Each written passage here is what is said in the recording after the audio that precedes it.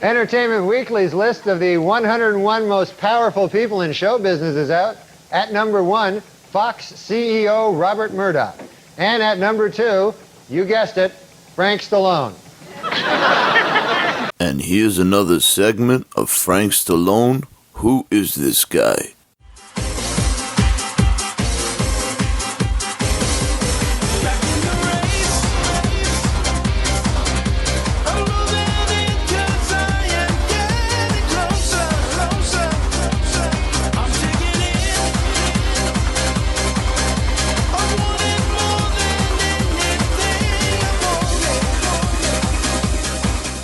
Welcome to, I was going to say to another episode of It's a Long Road, the Ramble Series podcast. That is not the case. Here's the situation. On our Ramble podcast, Dom and I, we have gotten to this rabbit hole of Frank Stallone coverage where it's become its own thing. So long story short, in a few days, I'm going to, I shouldn't really say just where just yet, but I'm going somewhere outside of Canada. It's a military posting, and I'll be there for a few months. And I'm 99% sure I'm going to have a room with internet. I'm going to bring my laptop and my other mic, and I'm going to still build a podcast with Dom and continue our shows. But it's going to be a bit of a hiccup. So this episode will drop probably sooner than later to give people that stand by. Don't cancel your subscription to the Ramble podcast. More Ramble coverage is coming. But something happened in the Frank Stallone world that Dom and I, we didn't want to wait too long because Frank was a guest on what's it called? The three knockdown rule? Three knockdown rule, I think it was. Okay. It's a podcast hosted by, I believe, Mario Lopez and Steve Kim. Who that is. We all know who Mario Lopez is. We all know who Mario Lopez is. AC Slater from Saved by the Bell.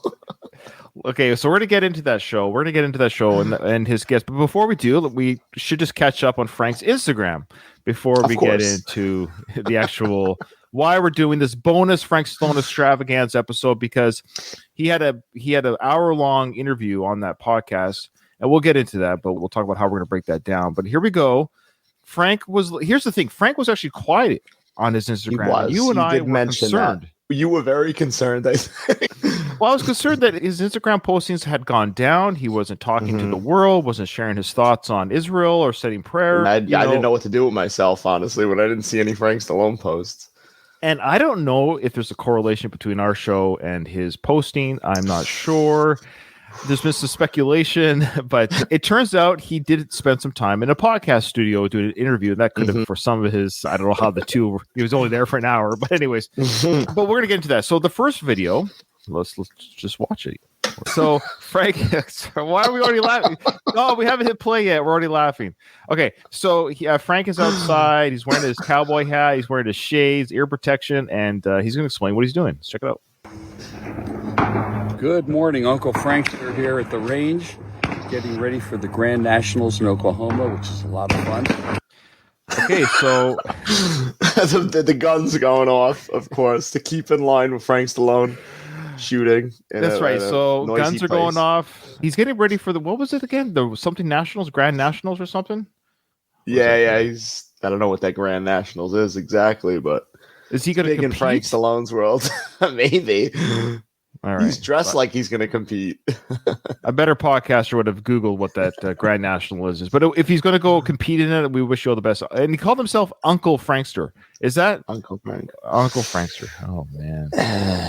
Grand Nationals in Oklahoma, which is a lot of fun. But it's practice. I had quite a bit of time off this year where I wasn't really able to shoot. So I'm just getting my, as they say, sea legs back. And it's also Veterans Day, which we want to give our heartfelt thanks to all who served our great land. So he talked about getting his sea legs back. I'm in the Navy, and that's such a nautical term. He's neither on the ocean nor is he sailing, but he's just saying it's been a while since he shot, so he's got to get his arm and his trigger going again. He's got to be able to shoot. You got to be able to shoot, Frank. And it's very apparent the reason why he's doing this on Veterans Day. Mm-hmm. He has to be at the gun range. Of course, there's no other place he could spend his time on Veterans Day. It's like Frank, gun-toting Yahoo, Second Amendment, and the veterans are soldiers and they fight. And yeah, absolutely. But you would think, I don't know. it's almost too on the mark. Like he should have had a quiet reflection at his home or something. But the idea that it's got to be at the gun range, yeah, he's got to show off. Is this a shoulder? Yeah, we're getting that. We're getting that. Oh, you haven't seen these videos yet. That's right. I sometimes I leave them spontaneous. That's right. Dom's asking what Frank is wearing on his shoulder. Don't worry, he'll explain what that is. Just Don't forget it. If it wasn't for them, we'd be in big trouble. Let's take a pause and bless these brave souls that laid it on the line for us. And I agree. Yes, I'm in the military, and I haven't been in any combat, of course, or any true danger. And I too salute and remember those fallen and those who sacrificed their lives for our freedom. I just try not to give those speeches while at a gun range with bullets flying around. Bullets whizzing by his head. Can we have a moment of silence, please? I want to know the other people that are at the gun range on Veterans Day, because they're all very Frank Stallone-like, I'm sure. Oh, yeah. so it's a great day. So I'm wearing my harness for my shoulder. This thing really works pretty good. And it's a beautiful day out. Look at it. So he's wearing his harness to support his shoulder because he gets injured when he does these weapon shootings. He's probably got one on his wrist too. He's got his shoulder. There's going to be a video one day of Frank just covered in a whole thing of bands, and because every time you watch a video, he's got a new one on. His knee thing, his arm thing. Yeah, he'll be covered like a mummy in one big bandage. like a full body cast. Must fire my gun. Look at the sky. You don't even think you're in smelly Los Angeles. Or not really, but another dig at his hometown. He says, look at this beautiful sky. You can barely tell we're in smelly Los Angeles, he says. It's all those darn homeless people. You know that, right? That's what he's referring to. Definitely. But stay blessed, stay safe. Stay safe. as he holds a gun at the screen, essentially, the camera. Oh, I love you, Frank. Give thanks, gratitude, and your day will go good. God bless you. All right, God bless you. No more blessing to the conflict out east, but over that. I think he's over that. I don't. Yeah. We've said this before. Our last string of videos, he only did it once out of 5 videos. Now we're down to, I think, 0. I think we're. Yeah, that's it. Yeah. If it's not in the news, Frank's not talking about it. No. All right, he's got one more in his cowboy hat here.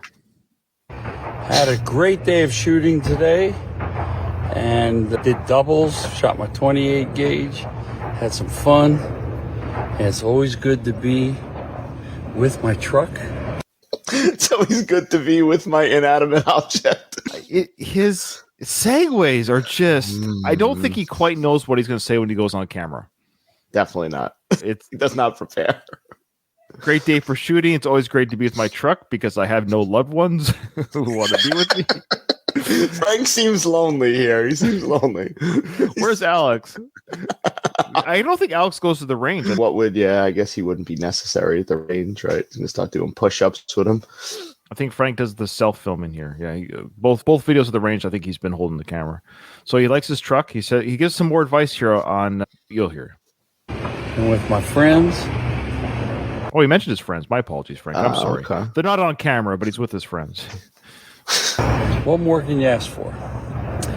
Life doesn't have to be expensive to have a good time. Life doesn't have to be expensive.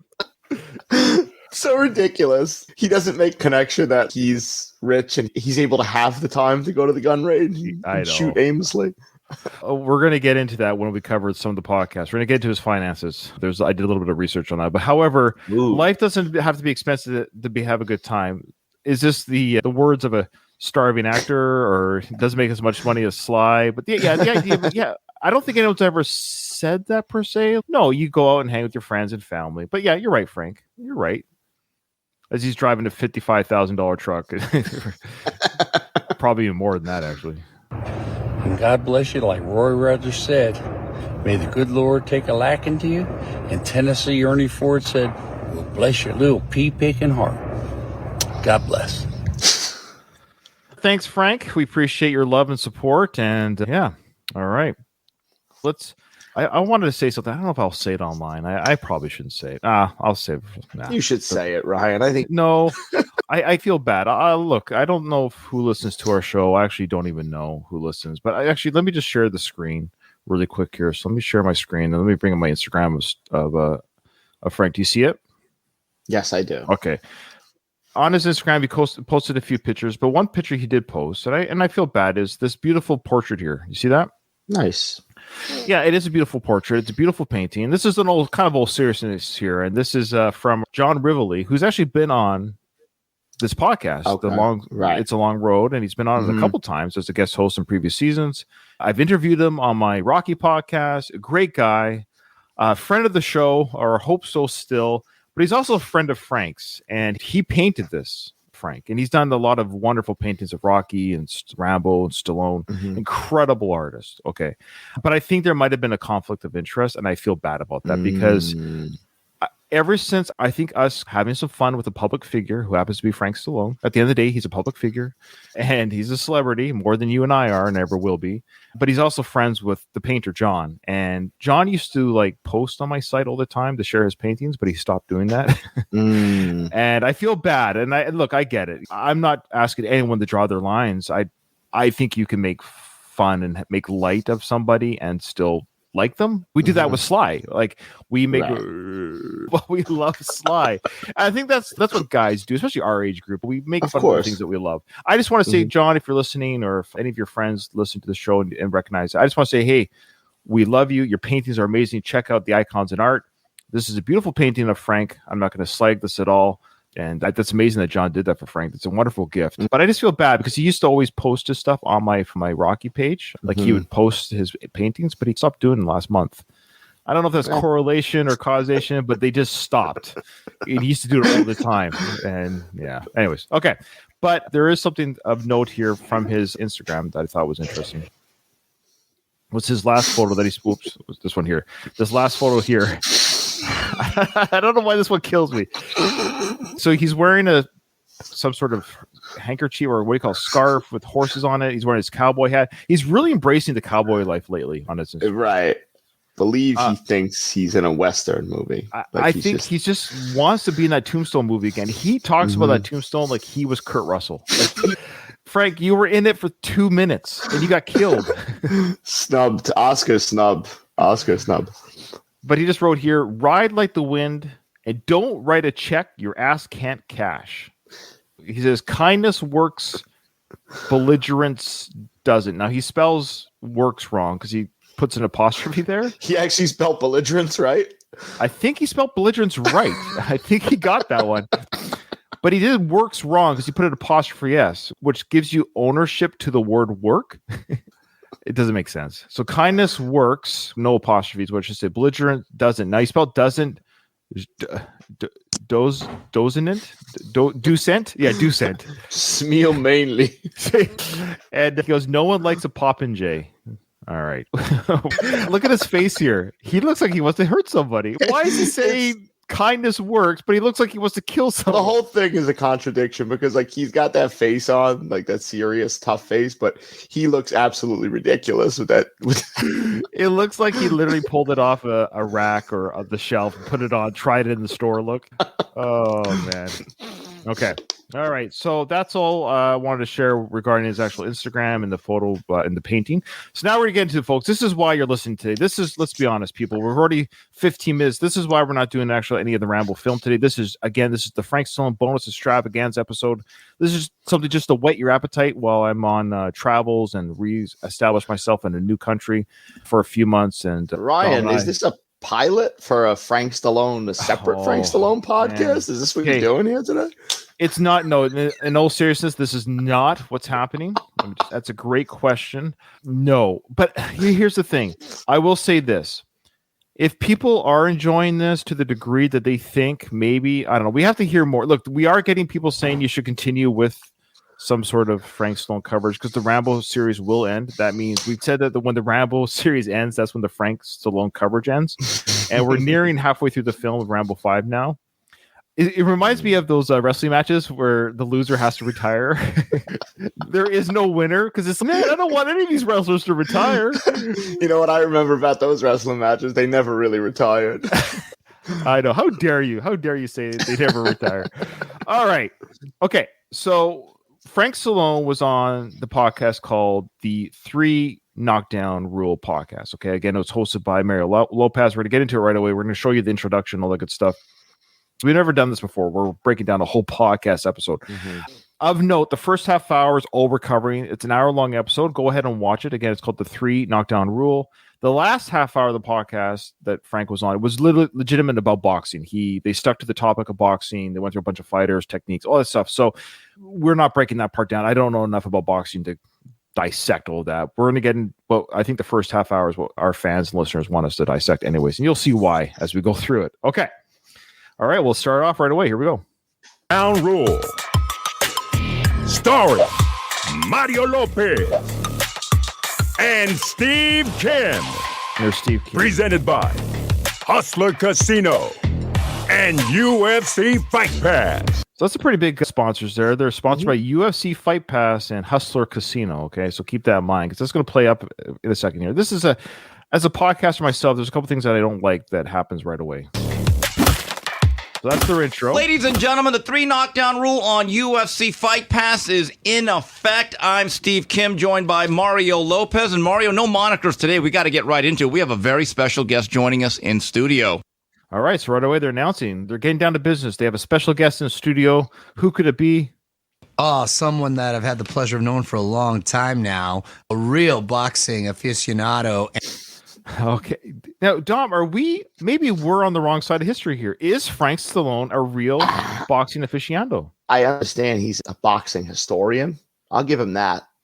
I think he collects. I think he's very knowledgeable when it comes to boxing history. Yeah. I don't know if I'd call him an aficionado. Yeah, I think you're right about he's basically like a Star Wars nerd. He's never flown the Millennium Falcon, but he collects them and he knows all about them. Yeah. Oh, is that your wake-up alarm? Is it time to end the show? Yeah, probably. Okay. All right, so that's who they got on the show. And keeps himself in the gym and is looking great. Mr. Frank Stallone is in the building. You guys. Hey. Now, this is great. They introduced Frank. He's really happy to be there. Did you notice what Mario Lopez was wearing, though? The Cobra shirt, right? He's wearing a sleeveless Cobra hoodie because he's got to show off his guns. Mario Lopez is very big on his working out. Yeah. How do you feel about Mario Lopez? I like Mario Lopez. He's fine. He's harmless. Yeah. Mm-hmm. I got a couple things to say about him. I don't know if you caught this during the interview, but did you listen to it or did you watch it? I actually listened to it. I didn't know there was a visual component. Now I'm really excited to see the visual. Oh, good. You get to watch the visual. Well, there's a couple of visual things that you won't be so excited to see when I point them out from Mario. Okay. So Mario's wearing he's wearing a Cobra shirt. That's right. Cobra hoodie. That's why I pointed that out for you as well. Because if you haven't seen that, and our listeners now get to know what he's wearing. But this is I feel bad for Frank here or any guest because I think this is bad podcast. What do you call it? Etiquette. Because they introduce Frank and they do this right away. Big fan of your show. So you're the one. But anyway, look, speaking of the show, he says you're the one, meaning they have low numbers. Now, I did go to their YouTube channel. The numbers aren't that high for these two guys. Mario Lopez should probably draw more than a couple thousand views per. You would think podcast. so. Yeah.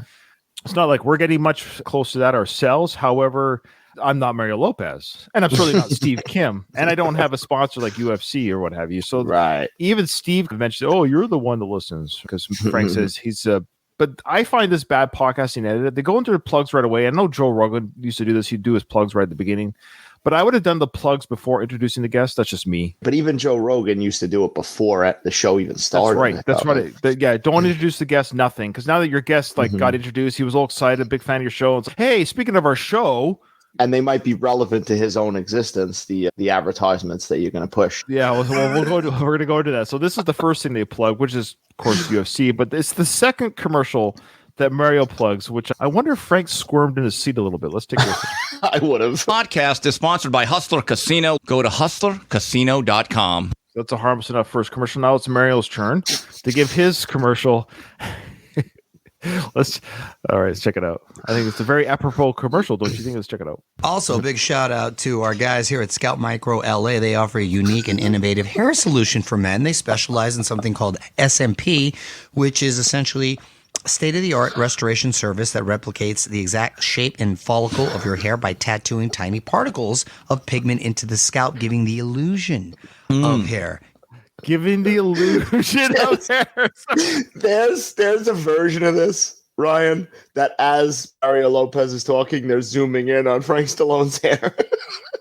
Dude, I don't care who you are. I don't care what side of the fence of Frank you're on. If you claim that's Frank's real hair, you are lying to yourself. You are the enemy if you claim that is Frank Stallone's real hair. He literally got this done. It's either a toupee, like you said, like that with those high-end toupee type high-ends, or it's that micro where they literally insert hair into your scalp, which is It's a big thing, and it's a real thing. You can see results as little as one treatment. They can restore hairlines, give the appearance of thicker, more dense hair, and especially if you're rocking a close-cropped hairstyle, concealed any sort of issue you may have, camouflage, burn, skin condition. They use the highest quality. So if you're going bald, looking for a new look, hit up our friends at Scout Micro. Mention this ad for a free consult. Frank, so you got their number? All right. If you're getting thin, he'll help fill you in.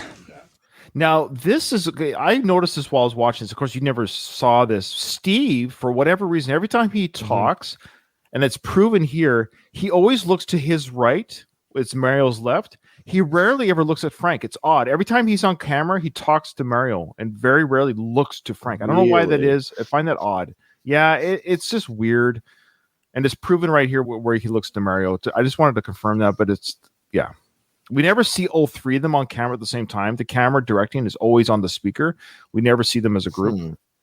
Mario, you won't have that problem. Hey, like for your Ronald lips, Reagan you hairline. Yeah. We'll see. You're looking good, Frank. Frank. Okay.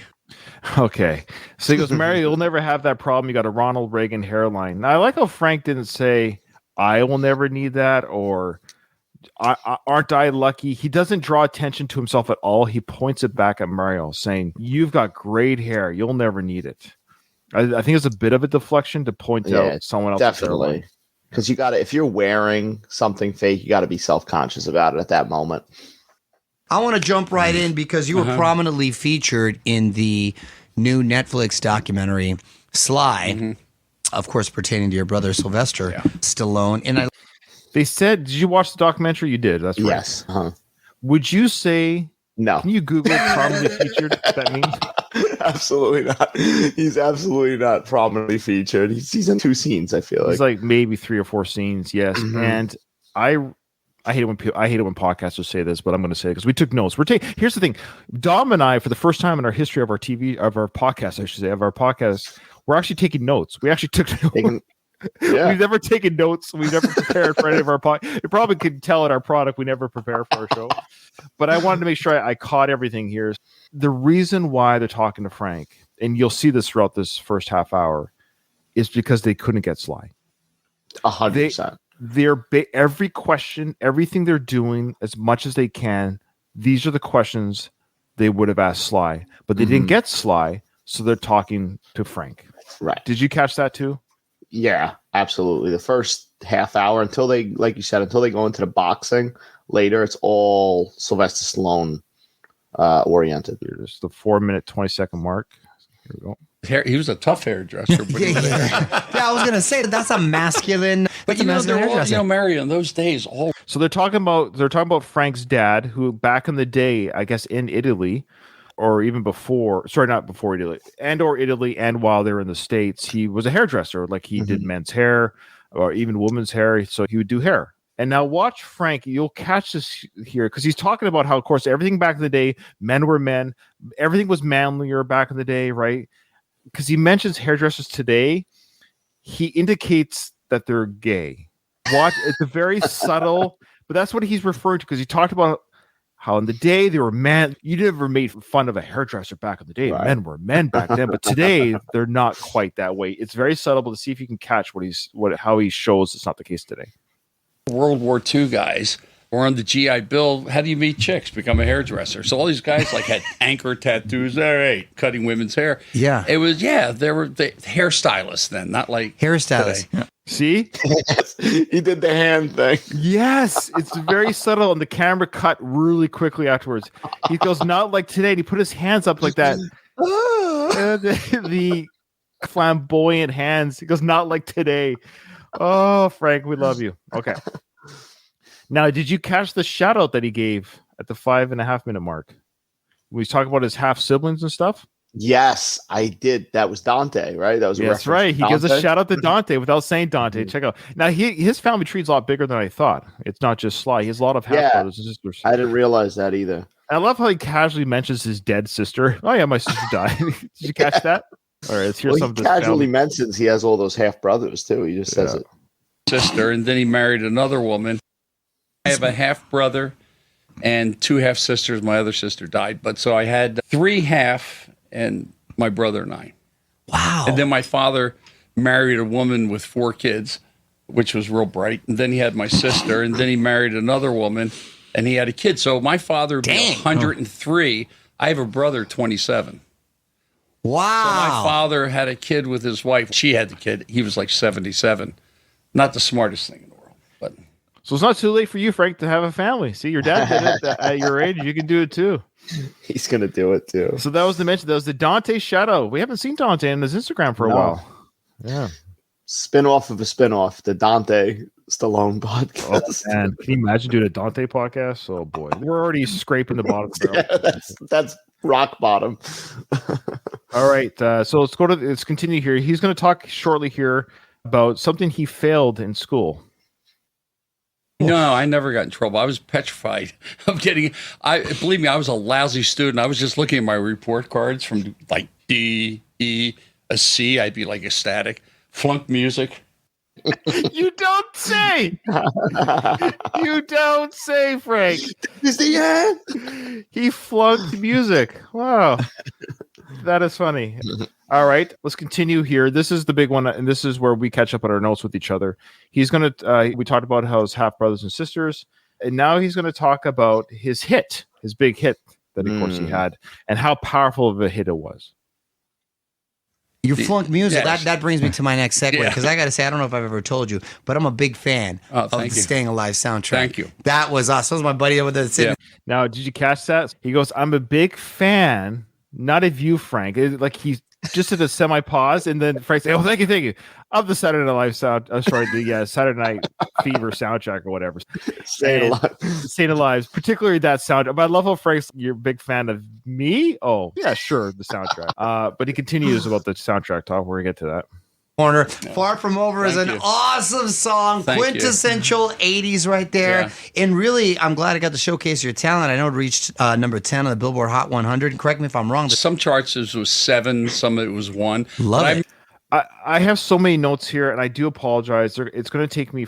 This is where it gets a little bit confusing. He, as you probably noticed too, Dom, he's all over the place about his stats and what was nominated for what. And I Googled everything during my listen with this, and I stopped and Googled.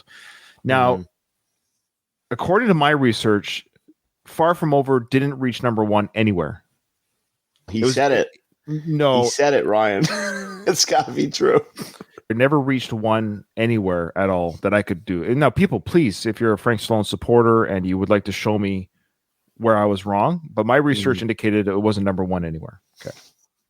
I was number 1 for a moment, and I was above Thriller, Synchronicity, Look at that. and Billy That- Joel. And I said, man, all right. So what is the problem with that statement in your supposition? We're talking about one of the biggest albums of all time, Thriller. We're talking about, who else did he say? Billy Joel. Billy Joel, yeah. And who's the third person he said? He said he went number 1. He never did. And listen to who he's above. Number 10 on the Billboard Hot 100. Correct me if I'm wrong. So he said number 10. So Mario's got the stats that I have. I That think sounds about right. that's Yeah. right. And that's the highest I think he went overall, like on the big chart. So if Mario's got the information I have, he's reading it to Frank, but he's, correct me if I'm wrong. Now, Frank, I will correct you. I think it was number 1 for a moment. No, you weren't, Frank. You're recreating history. To say you had it. Some you had charts, some Thriller. charts. Oh, sorry, say that again.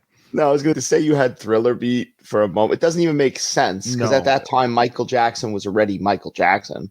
It wasn't Well, like we're going to get to that. We're going to get to Far From Over, just so you know, came out in 84. okay. Thriller came out in 82. Okay.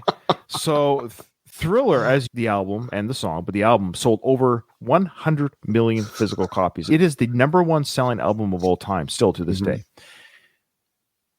Here, Okay, let me just. I'll tell you what's going on here, but let me just let him say it again here. The artist that he beat, apparently. This was 7. Some of it was 1. Love But I it. remember I was number 1 for a moment, and I was above Thriller, Synchronicity, Please. Look at that. and Billy Joel. And I said, man, Okay. So, At Sting and the some- Police. Okay, here's the thing. This is the problem with the Frank math here. At some point, every artist is above Thriller if you wait long enough. He's acting like his song came out and dethroned these artists. Like if the Billy police Joel also at the height of his powers at that time. yeah, Billy Joel has sold more albums, all these artists, than Frank could ever dream of. He had one hit that hit the charts at a certain amount of time for a short period of time. Here's the thing: when Frank dropped off the charts, guess who was still on the charts in '85? Probably Police, Billy Joel, Billy Joel. Thriller. Mhm. He's acting. You get what I'm saying? So he's acting like his song dethroned these people. Now, did you? I don't want to make you look it up now, but who were the other artists on that list when he was in the top 10? I didn't look up necessarily who was there at that time. Okay, but he's gonna get some awards and stuff. But he's got more to say here. Of course. just to even be in the top 10 or top 5, then look at I thought you were number 1, Frank. I thought you were number. What do you mean top 5? Why did you just say you were number 1 again? Because Well, it was in 1 in some places. he knows he wasn't. So he went back to be in the top 10 and top 5. Yeah. the competition It's that huge. year. Yeah, It's a thank great you. sound. You had It really- Flashdance, you had Thriller, you had Lionel Richie's album was huge, Billy Joel, and then you Yeah. had the Police, Synchronicity. All legends. So it was pretty tough competition. That is incredible. It wasn't competition in the sense of like it's no competition. They destroyed you. Right. But he should be happy with 10. Like, he should be happy to admit that he was in 10. That's an achievement, Frank. It was Grammy nominated too, right? I was nominated for a Grammy for Best Soundtrack. Look and at a that. Golden Globe for Best Song. That's right, Golden Globe. Frank, That's right. there was a part of Sly where you guys touched upon it that Am I crazy? Where is maybe Frank's to his right? Is he in another room or something? Is this like a Robin Howard Stern situation? I don't know. It's so the way maybe Frank is to his right and Mario is to his right. Am I picking up on something? Because when I listen to this, I don't know, when they mention Golden Globe, I feel like Mario Lopez laughs almost like mockingly. Maybe I'm picking up on something that's not there. your brother's success was going to impact you and not necessarily. Oh, he is looking over to his left. Now he is looking at Frank. See? He's looking at Frank Okay. right now. This question's important because I love how they just finished talking about Frank. Here's the thing. They're not very good at this. And I this is what bugs me. Like, as much as we're taking the mick out of Frank, okay, I'm not a big fan of the way these guys handle Frank. Meaning this, and Steve is terrible at it. They're just finished talking about Frank's successes, and poor Frank, the guy goes into, hey, so speaking of Sly, your brother, It was Grammy nominated too, right? I was nominated for a Grammy for Best Soundtrack. Golden Globe for Best Song. That's right, Golden Globe. Frank, there was a part of Sly where you guys touched upon it that your brother's success was going to impact you and not necessarily always positively. No, it was pretty negative. okay, this is very telling what Frank says here. So basically, they're saying, hey, in the documentary, of course, that part was brought up where Sly got big because of Rocky. It's going to impact you. Listen to what Frank, how he responds to this. I mean, the thing is, my brother at one point used to help me move my equipment with my band, so he wasn't like the flavor of the month. So he was. Okay, so what Frank is saying here, before Rocky, Sly, my brother, was just a peon like the rest of us, and he used to help me lug around my guitar amps. And what's that proving? What does that mean? What's Frank saying there? That down Sly a little bit, I feel like. It is. It's total jealousy. It's totally living in some sort of glory days that never existed, because what Frank is saying, yeah, my brother used to just be my brother. Yeah, every celebrity was just a waiter. Right. The person waiting at the bus stop, Starbucks, whoever, barista. Yes, but that doesn't mean anything. That goes for everybody. Everybody that's a celebrity that we know today, from The Rock to whoever, they were just quote unquote nobodies before they were somebodies. Right. That's what makes them celebrities. So for him to say that Sly used to help me carry my music equipment around, he was a nobody. Yeah, but that doesn't change about who he became. And he called him a flavor of the month too, which is an odd dig. Yeah, you could tell there's a little something. Yeah, there's there. animosity there. Absolutely, there is. Mm-hmm. So what happened is when Rocky came out, I was out here when they were rehearsing it with Sonny Shields, Randy's father, and Gene LaBelle was acting as the referee when they were. And he mentions that I was here when they were working on the film. This is actually very telling. It's coming up here. He proves his point about. Remember when he mentioned he failed music school? Listen to how long he was in the trenches for before Rocky came out. This is important because he actually buries himself a little bit here because he tries to make the point here. And my album, we just signed with RCA. My album almost came out the same time Rocky. Now he can't talk. So he had a band called Valentine before he was solo, and he's saying that his band signed with RCA, and it almost came out. He's trying to establish here that he would be Frank Stallone without Sly. Like he was gonna if he would have hit first, he would have almost been like. It would have been the documentary of today would have been called Stallone, Sly, that is, because Frank would be the big music star and Sly would be the riding on his coattail. Hey, Frank, could I write a movie about your songs? There would have been Frank Stallone impersonators that live their life like that, running around Philadelphia. So he's totally recreating history or trying to make it work for his narrative. Okay. So he's saying that his band signed with RCA, but the band failed. It doesn't matter about Sly at this point. So he's saying Rocky came out first. I don't care if you came out with Thriller, you couldn't have competed with Rocky when it. But that's not two different mediums. I mean, he goes, yeah. So he again. This is sorry. This is so hard to get through. This might be a 5-hour episode. No, he's saying it doesn't matter if you have Thriller. You can't compete with Rocky. Here's the thing: they both exist, and they both were hugely successful. So it doesn't matter. Right. You're right, Frank. Because Thriller was a kick-ass pop album that destroyed all records and sales. Catapulted Michael to the stardom that he himself never came back from. And he's proven his point by not proving his point that Thriller, and here's the thing, Thriller came out 6 years after Rocky came out. So it doesn't matter. Valentine's debut album was not Thriller material. That's why it didn't do anything. And so he again brings it up like it's competition.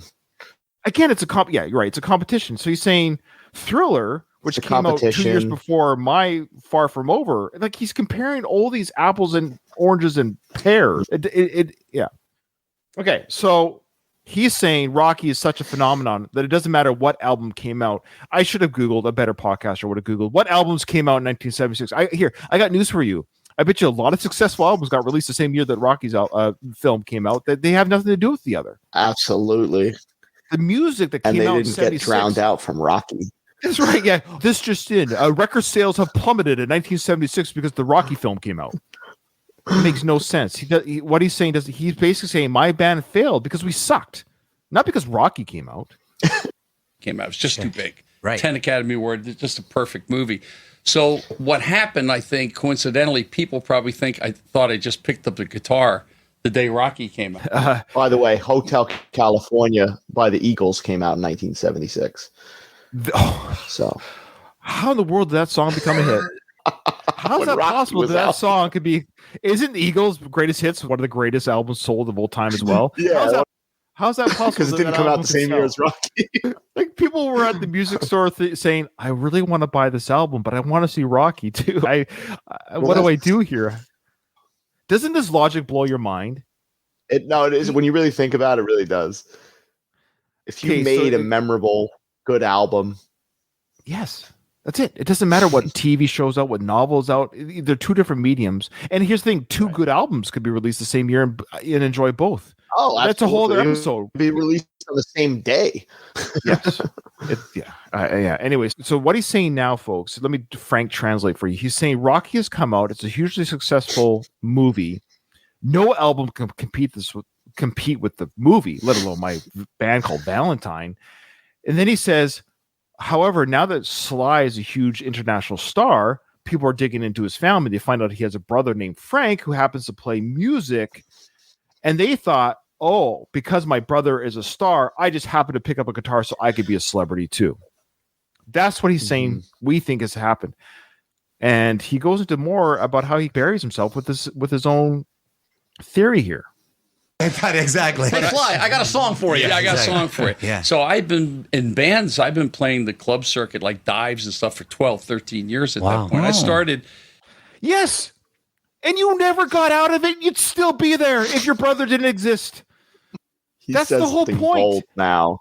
He says something bold now that I don't think the years add up.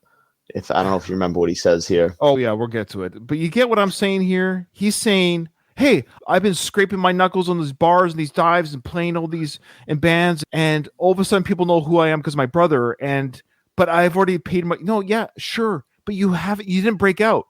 Welcome to every starving artist. Welcome to every starving musician who hits these bars even today, who will never get big. It's just the way it goes, Frank. You never broke out, and the only reason why you exist is because of your brother. End of story. You had 13 years. And nothing happened. In 1965, I was playing Beatles songs when the Beatles were still together in bars. Sure. So what does that mean? He says that's what he's saying, that he was playing in bars when the Beatles were playing in bars. I don't think he was. No, he was saying he was playing Beatles songs while they were still a band. So he's just trying to show you how long he's been doing this music thing, that the Beatles were still together, and he's playing covers, Frank, of Beatles songs. So he's proven his point that, yeah, you might want to change careers. You might want to do something else. And what happened is it was just one of those things. And I got hit hard. Yes. One of those things was your brother became successful at his trade. You did not. More because when he came, it's not like an actor went big. Rocky was iconic. Yeah. Here's an It's like unknown phenomenon. It was an unknown actor. The most known actor was Burgess Meredith. Right. As the Penguin. That's what they knew him from. That's right. But yes. Yes, Stallone was a struggling actor. Like, you were a struggling musician.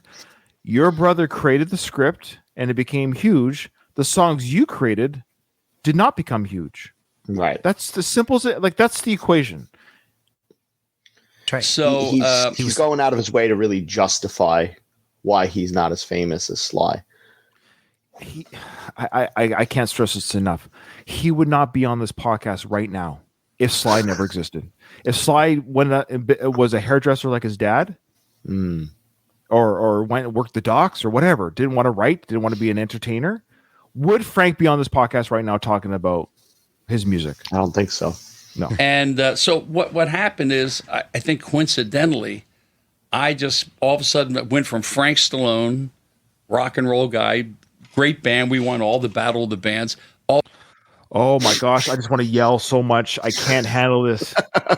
The Battle of the Bands. He won Battle of the Bands? What are you talking about? This is almost like he was popular in high school, and then he became Sylvester Stallone's brother, and he just feels that still. It blows my mind because he's saying we won Battle of the Bands and we're doing all this and that. And coincidentally, he's almost acting again. He's saying that he would have become Frank without Sly, but Sly got there first. So it's not fair. It's not fair that he got famous before me. All of a sudden I went from that to Rocky's brother. Like I just went for, it's like almost like my whole 12 years was like evaporated. Yes, evaporated in a good way. You went from nothing to something. You went from nothing to something, Frank. That's the evaporation. It's a good evaporation. Like right now, our podcast, we get 2 views, let's say. Okay, fine. Let's say your other podcast, you do the Movie Thoughts podcast. Let's just pretend in a world you got these Joe Rogan numbers, right? I got Joe Rogan numbers. Yeah. And then you could say, oh, I do a podcast with Ryan where we talk about Frank and Rambo. Check it out. Coincidentally, my 6 years of podcasting I've done, which has garnered Frank Stallone bar attendance numbers, I would now get a little bit more. That's the Joe Rogan effect. That's why you have these Brendan Schaub, these these comedians. That's right. They exist because some people like Brendan Schaub, who's not a very good comedian, but they exist because they're friends with Joe. Exactly. That's the Joe Rogan effect. That's the celebrity. That's the way it works, Frank. That's how it works in Hollywood. That's how it works in business. Is you're friends with the boss, you play golf with them, whatever it is, and but take that journey and be thankful for it. And I had to claw back. How was the So he never clawed back. Ryan. he says he had to claw back. Claw back from what? He never got back to whatever he's talking about. He never got there. He never got back. To Sly's credit, and Frank, you should be grateful for this, you didn't have to play those bars and dives again. Exactly. dynamic with you and your brother during that time? Fine. You always got along. No, we fight a lot. Well, your brothers. We don't always get along. But the thing was, I remember we were sitting in a hotel. Remember, Rocky was a very cheap movie. It was $800,000 or something like that. And I remember looking at the dailies in the cheap hotel room in Philadelphia. I didn't know that Ken Norton was originally cast to play Apollo Creed. That's right. Wow. I don't know if Ken Norton could act, but he certainly would have looked the part. But man, Carl Weathers was just so perfect. And Burt Young was perfect. Perfect. No one could. Rest in peace. I would say that was probably one of the. Okay, not much there. Just yes, to talk about the Sly documentary again. How it's Sly borrowed from a couple movies. And Frank got a little defensive. Yeah, he admits it. We're not saying that's bad. That's normal. Artists draw inspiration from books, music, movies all the time, and then they just expand on that. Even Star Wars was based on, like, George Lucas based that whole story on some Japanese movie or something. I forget what it's called. Seven Samurai. Yeah, stuff like that. It's normal. So he goes into talking about how Lee J. Cobb died. Sorry, he was the part for Burgess Meredith or whatever that was. Interesting. Yeah. So let's just go up just a little bit here. He's going to go and talking about something else. I think about Sly coming up here. Excuse me? Read for this like cheap movie? Oh, here we go. And he goes, I know what's coming up. Okay. So. Well, the last. So he's just talking about how Lee J. Cobb was going to play the part of Burgess, but he got mad about having to read for the film. And Sly got mad at John G. Avildsen for making this bigger actor read. But it turned out better because Burgess Meredith did a great job. And also, Lee J. Cobb actually died 1 month after filming started. So had he been cast, ironically, had he been cast, he would have died during the filmmaking process. And they would have had to stop production to find another actor. Yeah. So that would have been an interesting spin. So it's actually good that they didn't hire this guy. Last time I read was for Ilya Kazan on the Waterfront. So thank you. It's a great script. Have a good time. Sly wanted to kill John Avildsen. Ooh. Burgess did a great job. No, Burgess was incredible. He was made for that role. Made for that role. Frank, I have a question. What is the I'll be honest with you. Pushin' is a song that I listen to regularly. And in my head, as I'm working out doing cardio, I think of a house of ill repute with bubbles going on. Because that's the scene where he's training for Clubber Lang. Yeah. And I love that song. What is the process of actually getting a song on a soundtrack? How does that work? So, okay. So, Ryan, first off, your brother has to be starring and directing the movie that you're doing the soundtrack for. Yes. I went to IMDb to double check this. So listen to Frank's answer. And I don't have it in front of me, folks, but just trust me when I say this, okay? He has like 40 to 50 soundtrack credits to films. Oh, that's pretty cool. Far From Over was 80% of them. That song was used throughout different films and TV shows. Okay. So Far From Over was on the movie soundtrack that his brother directed. Staying Alive, right? Boom. Yeah. So that's how that worked. Of all the songs he's sung for films, 90, I'm not even joking, 90% of them have been with his brother. Of course. I think it's been 4 or 5 that were, he did like a duet on some cheesy 80s comedy film.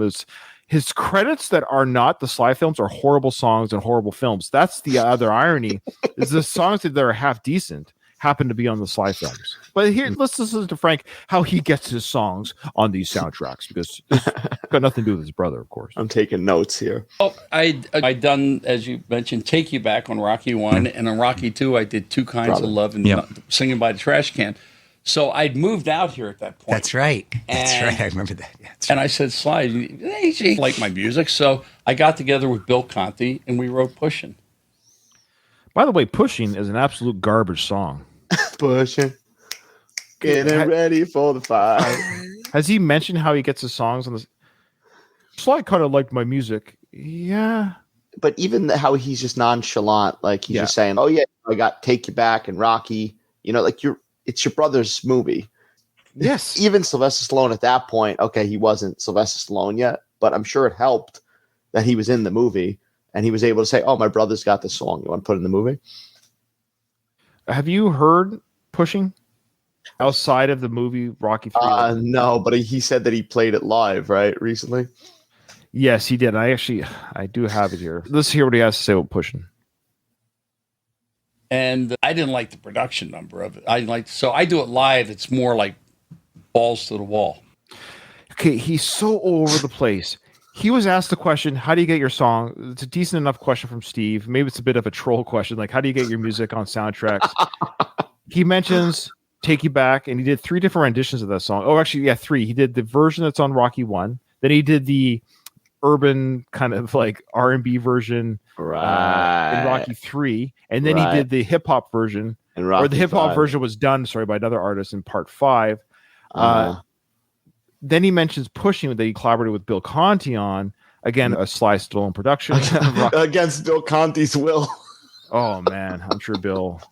By the way, I interviewed Bill Conti on my Rocky podcast. Oh, did you? Oh, I gotta go back. Oh, you haven't heard that? Let me send you that. No. I will, yeah, send me that. The greatest interview I've ever done. And yeah, I actually asked Bill a couple of tough questions too, by the way. Little trivia for you. Here's a little hint or a tease if you want to check it out. Maybe I'll put it in the show notes so people can find it. But the Rocky theme, the beginning, it's actually not a Bill Conti composition. It's borrowed from something else. Yes. And the round 14, the round 14 crescendo music right was actually from an Italian pop song that he helped collaborate with before the Rocky film. And he just repurposed the music in the film. Wow. Yes. And I asked him about those questions, or I put him to the task a little bit about doing that. And anyways, I never did it live until I played Atlantic City at the Hard Rock. Let me just, we sidetracked. So he talks about Pushing. He does the balls to the wall. He plays it live, does the balls to the wall. But I haven't done it in 40 years. I've only done it once. Let me just go back. No, and the best part is he says Atlantic City. That was like a year and a half ago. That's right. And I've got the video footage of it. It will show you how balls to the wall it is. How balls to the wall is it? Okay, here we go again. So I'd moved out here at that point. That's right. I remember that. Yeah, and I said, Sly, he kind of liked my music. So I got together with Bill Conti and we wrote Pushing. And I didn't like the production number of it. So I do it live. It's more like balls to the wall. I never did it live until I played Atlantic City at the Hard Rock last year. So in 40 years almost, I never played that song live. So he's only done it live once. Yes. See, this is what I mean about these stories that him and his brother both do. He's telling a story and he's telling a narrative, but he realizes, oh, wait, he says, I play it live. It's balls to the wall. But I haven't played it live ever until now for the first time in 40 years. And now we got footage of that. I got some fan footage of that. Do you want to see some of this balls to the wall? Absolutely. Let's get balls to the wall right now. When I think of great songs, Ryan, I think of Bohemian Rhapsody. I think of Let It Be. And I think of Pushing by Frank Stallone. Here we go. Check it out.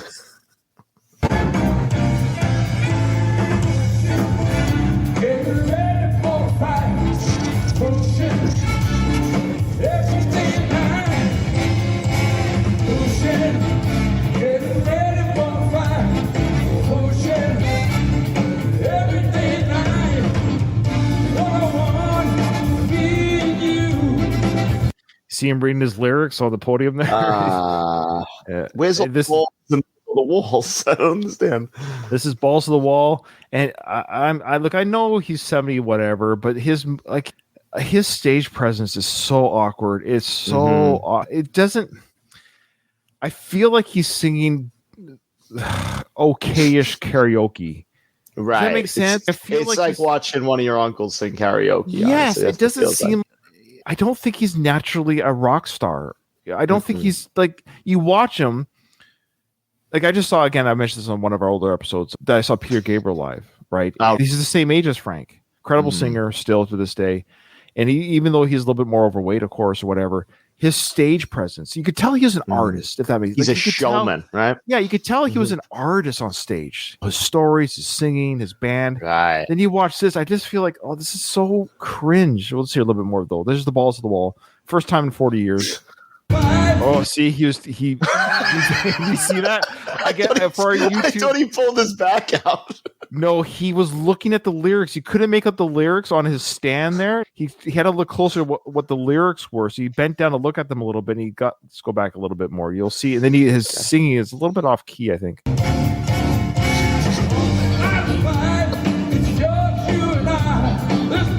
Okay, I can't. All right. So it's pretty. Yeah. Sometimes you just got to retire. As they say, sometimes you just got to hang up the gloves. You got to hang it up. You got to hang it up. All right, so let's continue. Oh, this is a nice little tidbit here coming up here. I'll put it. He talks about "Eye of the Tiger," which is not his song. It's written by Frankie Sullivan and he's right about something. Even a broken clock is right twice a day. Check it out. It How really Bill is. Conti didn't win the Oscar for "Gonna Fly Now"? Come on. Who won that year?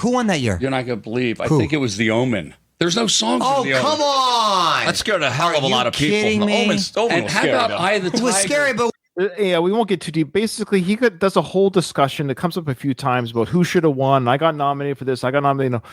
The way it works, Frank, too, is just because a song is fun or popular or has a toe tapper, that's not necessarily what the Oscars are looking for.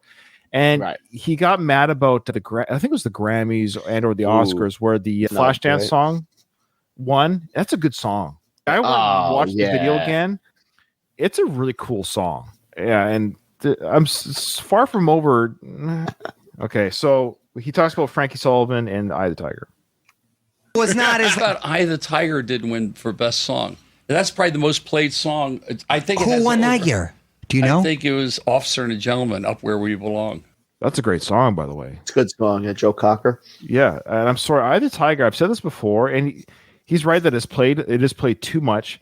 The opening chords are fun, but it's a repetitive song. There's not much to it. I think it's actually quite boring. I'd rather listen to "Burning Heart" or Robert Tepper's "No Easy Way Out" is the best Rocky song. I'm hands down. Oh my God, "No Easy Way Out" is phenomenal. It's a phenomenal song. I never get tired of that. And I also interviewed Robert Tepper on my show. Oh, nice. I gotta go look. I gotta go back. And I also interviewed Vince DiCola. I should put all those. Oh, yeah. You said okay. Anyways, sure. But check this out.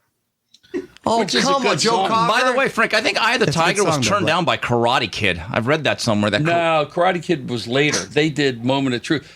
What happened is Sly was the one who goes, and he came up with the phrase "Eye of the Tiger." So Scotty Brothers Record had a group called Survivor, and they wanted to really see if they could push him to the next level.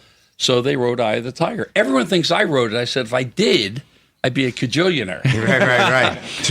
Now he's right. This is where he's right. Do you know Frankie Sullivan of "Eye of the Tiger," Survivor fame? He was the guitarist, I believe, and he wrote "Eye of the Tiger." Do you know what Frank Stallone's net worth is? Frank Stallone's net worth? Yeah. Do you have any? If I had a guess, I'd say like 10 million.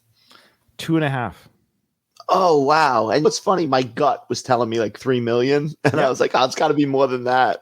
No, it's 2.5. Okay, which is crazy because Sly is 500 million. Yeah, Frankie, who wrote this is the crazy. So this is where Frank is right. This is where music royalty is huge. Okay, huge. So right? I would say if I went up to the battle of two Franks, if I went up to an average 10 guys our age and said, "Hey, who's Frankie Sullivan?" I'd be very surprised if anyone could tell me he's a guitarist of Survivor. But if I say who's Frank Stallone, they would be like, "That's Sly's brother." Right? Absolutely. Frankie Sullivan, 20 million net worth. Wow. So there you go. Music royalty from one freaking song. Figure that basically. song gets used all the time too. Yeah, royalties, brother. Royalties. So Frank's right, and he knows that. He ain't stupid. Okay. There's some more Oscar talk coming up here. How many times was "Pushin'" used? No, never. Nobody wants that song. Nothing. It shouldn't even be on the Rocky III soundtrack. It's a horrible song. Never understand. I don't understand. That song is played almost at every sporting event. "Eye of the Tiger" is played almost at every sporting event sometime. But it just goes to show you, man. What do they know exactly? Hey, I got screwed out of my Oscar nomination. So he's talking about how he got screwed out of his Oscar nomination. Absolutely ridiculous. I love how he changed it from Oscar. I got screwed out of my Oscar nomination because he wasn't even nominated. It's an honor just to be snubbed from the Oscar nomination. Because he mentions the reason why he feels like he was snubbed from a nomination is because he talks later how the same songs that were nominated for Grammys that he was nominated with were also Oscar nominated. So he feels like How come I wasn't Oscar nominated? Because they want nothing to do with you. They didn't think you were good enough, Frank. We should mention, he did mention this. So when he talked about being screwed out of the Oscar, he did mention afterwards that Sly called him. You want to talk about that? Yes. So Sly, funny enough, that's what I love. I think Sly was like trolling a little bit. So Frank felt like he was cheated out of an Oscar nomination. So for Sly, they'll call him and said, "Oh, you're gonna hate this. The Oscar nominations came out and you weren't nominated." And he told Frank that his career had died because of that. Frank said to him, "What, did somebody die?" And he said, "Yeah, your career." That's right. Yeah, your career. And he's not necessarily wrong. That was the biggest hit Frank had ever had, was Far From Over. That's his biggest hit. Again, I liked Rocky 3. I was in it. Yeah, I just love that part. I don't know why. I love Rocky 3. Isn't he? Correct me if I'm wrong. He's in the opening as one of the people he's boxing, right? He is montage. Actually. That's a little trivia. He's one of the boxers that Sly and or Rocky knocks out. That montage at the beginning, the 10 to they went handpicked. They was handpicked.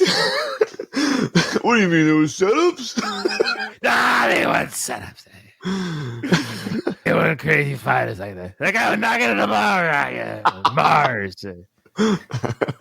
Okay. All right. So he brings that up. I was in Rocky 3. Yeah. He also, though, remember he was singing Pushing in the House of Ill Repute. He was with the girls there. He sang, that was his big scene. Literally 2 seconds. Blink, you'll miss Frank. But he was in Rocky 3. I was in it. He was going balls to the walls there. Yeah, balls to walls. I was in Rocky 1, 2, 3. I was in 1, 2, 3. Yeah. Why does he say that? Here's the thing. People that know Rocky already know this. And then those who don't, are people watching this interview and saying, oh, you know what? Frank was in the first 3 Rocky films. I better go watch those. Like, what's he plugging what here? What scene was he in? But it's the same thing with Tombstone. Like the 5 seconds he's in Tombstone, he's just, I was in it. Yeah, I was co-starring. Yeah, ironically, he had the most lines in Tombstone. He had more screen time in Tombstone than all the Rocky films combined. You don't remember Rocky 1, 2, and 3? The poster said Stallone, and then on the other side it said Stallone. There was 2 Stallones above the 2 title. Stallones. Rocky 2, 2 Stallones. Rocky 4 it's a great movie. Not my favorite. Not my favorite. Why is it not his favorite? I'm not in it. I just love that too. He doesn't say that, but that's what, because he mentions I was in 1, 2, 3. Rocky 4, incredible film, the number 1 box office film draw of the franchise. I'm not in it. That's what he's thinking. But a lot of people, it's their favorite because I will break you. Incredible soundtrack. Great soundtrack. Propaganda. I love it. Yeah, and then great soundtrack. Vince DiCola. That's why I love Bill. Don't get me wrong, but Vince DiCola's soundtrack for that 4th Rocky film was incredible. That soundtrack's amazing. It's an amazing soundtrack. Okay. Oh, this is interesting coming up here. He solved the Cold War. Exactly. He did. He solved the Cold War. Rocky 5, I said, why aren't you directing it? I think he got lazy at that point. And you let John do it. And John, I love John. Don't get me wrong. I think John, if what John Avildsen had not directed Rocky 1, I don't think it would have been the same movie. Because he lived that movie, loved it. He was a great director. And Sly, I think, got lazy. And I think John had a little bit of animosity at this point because you've had 4 monster hits. Now John comes back, and John was a little bit of an authoritarian type guy. And Sly goes, oh, he tried. No, I got it. No. So it didn't come out as good as it was. Tommy Morrison, I'm the one that found Tommy Morrison. I said, look at this. Okay, I just wanted to play that part there. I'm the one that found Tommy Morrison. Tommy Morrison was a pretty well-known boxer then. Did he really find him? I guess he's saying that he's the one that told Sly, you must get this guy for your film. So we have, for better or for worse, we have Frank to blame for putting Tommy Mullet Morrison into Rocky 5. Hey, listen, I'm not going to get into the Tommy Morrison, Tommy Gunn talk, but I've grown to appreciate Tommy Gunn. I do too. I'm just taking the mick out of Tommy a little bit. When you rewatch Part 5, he's actually a better actor than people remember. I'm going to go ahead and say, I don't know if this is a bold statement, but I prefer him over Antonio Tarver. Oh, yeah. Tarver was terrible. Tarver was terrible. Because we're talking about real boxers who are now acting in the film. So Carl Weathers was an actor, not a boxer. Mr. T even was an actor, not a boxer. Of course. Morrison was the first one cast who was in a real life boxer.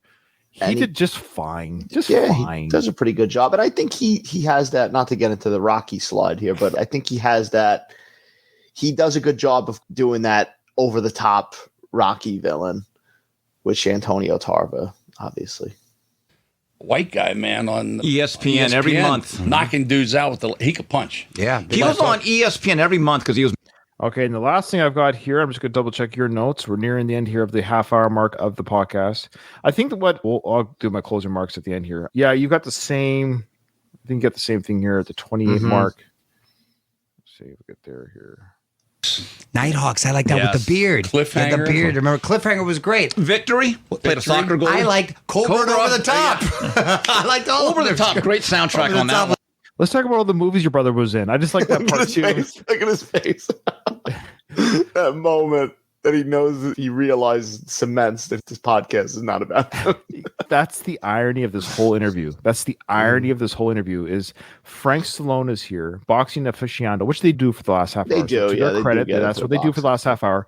But the first half hour is movie talk and all these Rocky talks, all these behind the scenes stuff. It's what can you tell us as best you can if Sly was? Can you just pretend to be Sly for half an hour? Right. Exactly. That was in Kenny Loggins. I always thought he should have done a sequel to Cobra. Yeah. Because I thought the first one was Cobra good. Cabretti, It just wasn't shot well because Cosmatos was not a great director. No, I love that line. You might not know this. You see how he just buried Cosmatos there a little bit? Guess who directed Tombstone, his favorite film? George B. Cosmatos directed Tombstone. Now, that's a whole other nerdy discussion. George B. Cosmatos also directed Rambo First Blood Part 2. Okay. And he directed Cobra. And he directed Tombstone. He's the type of director, though, and Sly always hires these type of directors where he can push around. He could direct a movie behind them, basically. That's right. Funny enough, though, when George P. Cosmatos did Tombstone, apparently he wasn't very good there either. And it's come out officially that Kurt Russell took over directing. Oh, wow. Okay. Yeah. Directing and editing. So it really it's shadow directed by Kurt. Okay. We're talking about boxing. This guy's a master historian. I'm talking about Burt Sugar level of historical data. Burt Sugar and I used to get drunk and talk boxing. I love it. And I said, all right, I can't find it. What was it you wanted? It was mentioning Sage. What I mentioned. What did you want to say about this? I actually like that he went into it a little bit. And I would have liked if in the Sly documentary, Sly would have went into it a little bit. Yeah, and that's a good point. So ironically, I can't find the clip. But ironically, the one good clip about Frank here is that he actually paid a bit of homage. He paid more homage to Sage Stallone in this interview than Sly did in that documentary, which is weird. Yeah. Okay, I hope everyone enjoyed our breakdown of this Frank Stallone on the 3-round or whatever podcast. Good for these guys for getting Frank. I know Frank will never come on our show, but I never say never. I would love to interview him. What's funny, despite all the Mick and everything, I think you and I would actually have a fun time with him. And I think if he had a good sense of humor, he would come on and we could talk about his career and talk about his songs and talk about his hair. So anyways, that was it, guys. That was a bonus episode. Hopefully you enjoyed it. Is this going to be an actual, I don't know. I don't know if there's enough material out there. I will tease this. And then we'll close up. Frank Stallone has an official YouTube channel. I found it. He hasn't updated in a while. Is it Frank Stallone guitar? Is it? It's not the Frank Stallone guitars one, though. It's Frank Stallone, his own YouTube channel. And on that channel, he has a documentary that he filmed before his official documentary. And it is something to behold. So I think that might be another bonus episode where we break down the unofficial Frank Stallone documentary, because there was one that was directed by Derek Wayne Johnson, a friend of our show, where it's called Frank's. Yeah, Stallone Frank. That is. He did an earlier version, and his mom's in it and everything. It's pretty interesting. Oh, nice! So I think that would be a fun one to review on another. Let us know if that's worth doing. Let us know in an email. Send us what have you. Again, this will come out fairly soon. I want to get the news out that I am deploying for a few months, so the recording schedule might just be askew for a bit, maybe not, so who knows. This is a bonus episode to tie over. The Rambo coverage will come back. We're all caught up on recent Frank stuff, so might have more Rambo coverage on the next episode, so bear with us. Maybe. Yeah. Don't hold your breath. Dom, with that, this episode's over.